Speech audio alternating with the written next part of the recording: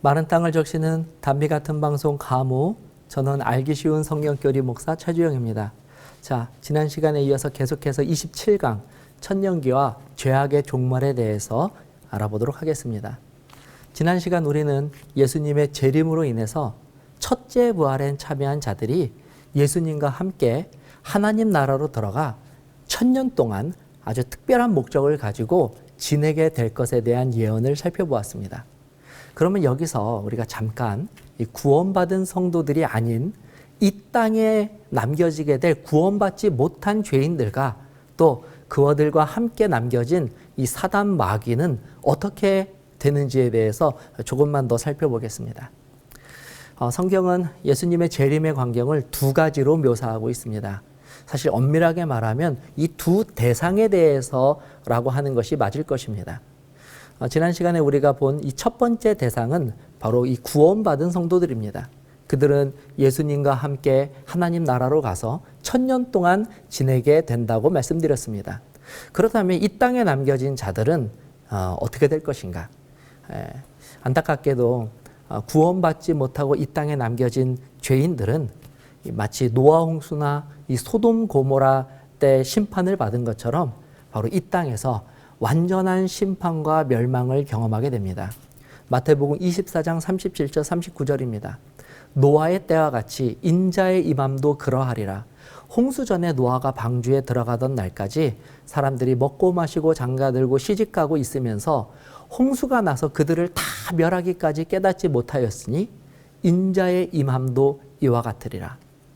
이처럼 예수님의 재림의 때는 구원의 대열에 참여하지 못하고 끝까지 이 짐승과 거짓 선지자들을 따라서 하나님을 대적하였던 악인들은 노아 홍수 때와 같이 모두 철저한 멸망을 당하게 될 것이며, 그리고 그 결과로 이 지구도 역시 완전히 황폐해진 상태로 남아있게 될 것입니다. 예레미야 4장 23절 25절입니다. 보라, 내가 땅을 본즉 혼돈하고 공허하며 하늘에는 빛이 없으며 내가 산들을 본즉 다 진동하며 작은 산들도 요동하며 내가 본즉 사람이 없으며 공중의 새가 다 날아갔으며.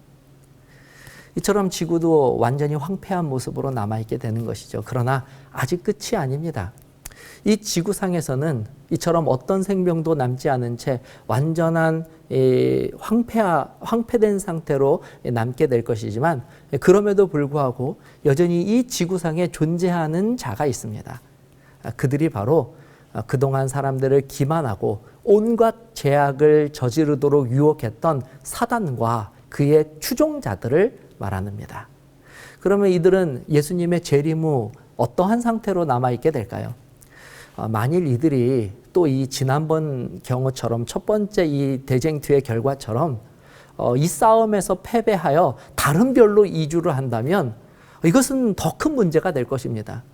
또 다른 피해를 입은 별이 나타나고 또 죄악의 역사가 다시 시작하게 되는 너무 상상하기도 싫은 끔찍한 일이 벌어질 것이 분명하기 때문입니다. 그러나 다행히도 요한계시록 20장 1절에서 3절에서는 이 마귀와 그 마귀를 추종하는 천사들의 상태를 자세히 기록하고 있습니다.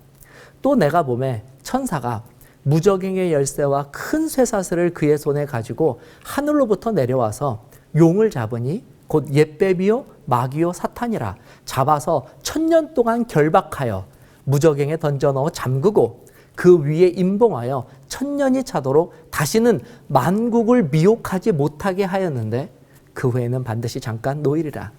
참 다행인 것은 하나님께서는 이때 이 사단과 마귀를 모두 이 천사를 시켜서 결박하게 하심으로 이 무저갱에 감금하십니다.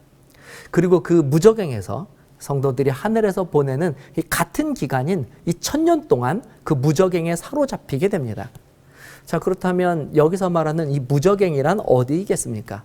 하나님께서 이 마귀를 이 감금시키기 위해서 따로 마련하신 어떤 특별한 감옥을 말하는 것일까요? 여기서 이 요한이 사용한 이 무저갱이라는 단어는 예수님의 재림으로 인하여 심판을 받아서 완전히 황폐해진 이 지구를 가리키는 말입니다. 말씀드린 것처럼 이 지구는 재림 직전에 내린 이 하나님의 7 재앙으로 인하여 완전히 파괴되었을 뿐만이 아니라 모든 악인들이 멸망하여 이 지구는 이 악인들의 시체로 뒤덮인 완전히 황폐해진 그야말로 이 무적행과 같은 상태가 되어 있는 것입니다. 그리고 사탄이 바로 이 세상에 이 지구에 황폐화된 지구에 갇히게 되는 것이죠. 한때는 이 지구의 모든 사람들을 기만하고 또 그들을 죄악의 길로 유혹하고 또 사람들을 고통과 절망 가운데로 빠뜨렸던 이 사단이 이제는 미혹할 사람도 고통을 줄 사람도 없는 이 지구에 결박되어 그렇게 천년의 시간을 이 무적행이 된 지구에서 이제 지내게 될 것입니다. 자, 그렇다면 이제 우리의 시선을 돌려서 이 구원받은 자들이 하늘에서 보내게 되는 그 천년기에 대해서 조금 더 살펴보겠습니다. 자, 이 천년 기간 동안 감금되어 있는 사단과는 달리 이 구원받은 자들은 만국을 다스리는 권세를 하나님께로부터 받게 된다고 예언되어 있습니다. 다니엘서 7장 27절입니다. 나라와 권세와 온 천하 나라들의 위세가 지극히 높으신 자의 거룩한 백성에게 붙임 바 된다라고 예언하고 있습니다. 그렇다면 이 성도들이 대체 무엇을 어떻게 다스릴 수 있는 권리를 받는다는 것일까요? 그리고 이 권세에 참여하게 된다는 것은 또 무슨 의미일까요? 요한계시록 20장 4절에서는 성도들이 함께 참여하게 되는 이 하나님의 통치가 무엇인지를 아주 구체적으로 말해주고 있습니다. 또 내가 보좌들을 보니 거기에 앉은 자들이 있어 심판하는 권세를 받았더라. 또 내가 보니 예수를 증언함과 하나님의 말씀 때문에 목배임을 당한 자들의 영혼들과 또 짐승과 그의 우상에게 경배하지 아니하고 그들의 이마와 손에 그의 표를 받지 아니한 자들이 살아서 그리스도와 더불어 천년 동안 왕노릇을 하니. 그러므로 이 성도들이 참여하는 통치 혹은 성도들이 이때 받게 되는 권세는 하나님께서 이 죄인들을 심판하신 그 심판의 내용을 함께 살펴볼 수 있게 하는 것입니다.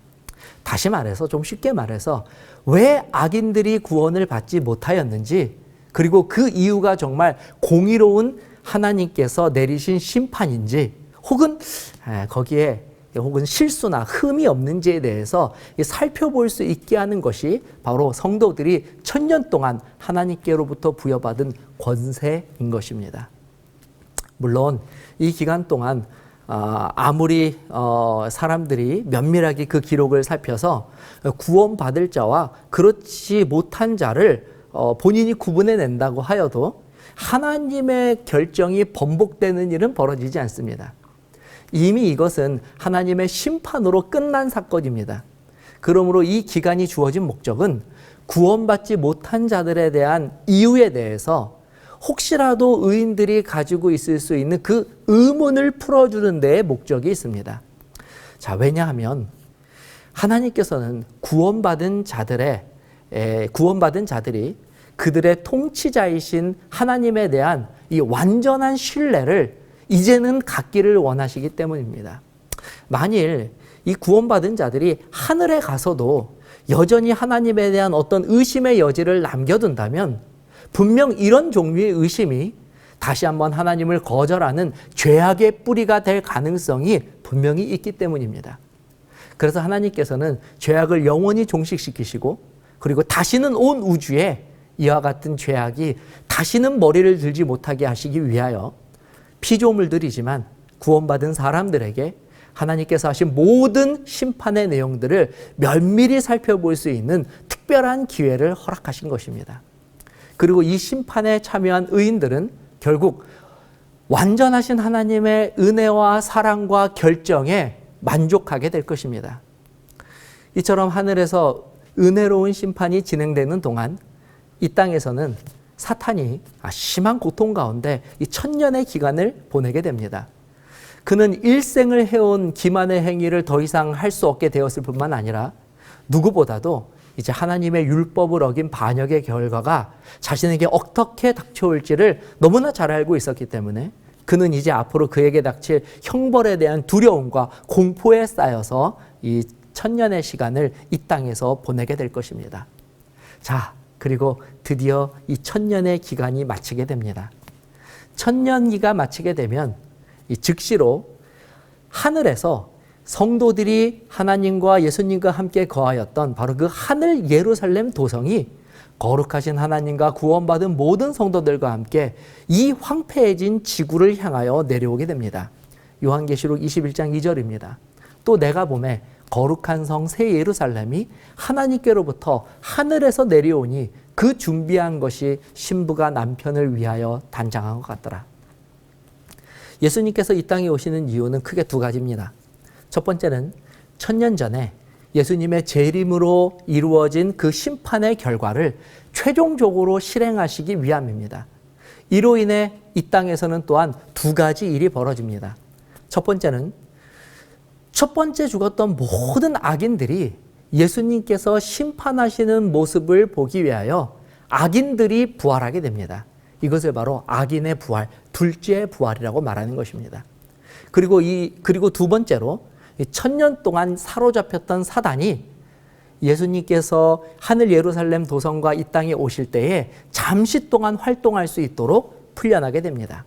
요한계시록 20장 7절 8절입니다. 천년이 참에 사탄이 그 옥에서 놓여 나와서 땅의 사방 백성 곧 곡과 마곡을 미혹하고 모아 싸움을 붙이리니 그 수가 바다의 모래 같으니라. 자, 마귀는 이 예수님께서 다시 오시는 이때에도 자신의 악한 계획을 포기하지 않습니다. 그는 즉시로 이 부활한 악인들을 또 한 번 미혹하여 자신과 함께 이 하나님의 도성을 공격할 것을 제안합니다. 그리고 하나님의 성을 에워싸고 마지막 싸움을 시도합니다. 그러나 이 싸움은 결국 하나님의 영원한 심판으로 인하여 완전한 패배를 겪게 됩니다. 요한계시록 20장 9절에서 10절입니다. 그들이 지면에 널리 퍼져 성도들의 진과 사랑하시는 성을 두루매 하늘에서 불이 내려와 그들을 태워버리고 또 그들을 미혹하는 마귀가 불과 유황못에 던져지니 거기는 그 짐승과 거짓 선지자도 있어서 세세토록 밤낮 괴로움을 받으리라. 자, 이로 인하여 결국 수천 년간 지속되었던 마귀의 모든 죄악의 역사는 끝나게 됩니다. 마귀를 추종하였던 자들과 그리고 죄악의 근원이 되었던 마귀마저도 하나님의 심판으로 소멸하게 되는 것입니다. 그러므로 온 우주에서 다시는 죄의 흔적과 가능성을 다시는 찾지 못하는 완전한 새로운 세상이 비로소 시작하게 되는 것입니다. 자, 이것이 바로 천년기의 의미와 천년기 이후에 있을 이 선악간의 대쟁투에 대한 확실한 결론입니다. 자, 이렇게 우리는 제27장 천년기와 죄악의 종말까지 살펴보았습니다. 자, 그러나 이것이 끝이 아닙니다. 죄악은 온 세상에서 완전히 제거되었고 이제는 구원받은 자들을 위한 하나님의 마지막 계획이 남아 있습니다. 자, 그러면 그 마지막 계획이 바로 다음 강의에서 우리가 함께 살펴볼 제28강 새 땅에서 우리가 함께 나누어 보도록 하겠습니다. 감사합니다.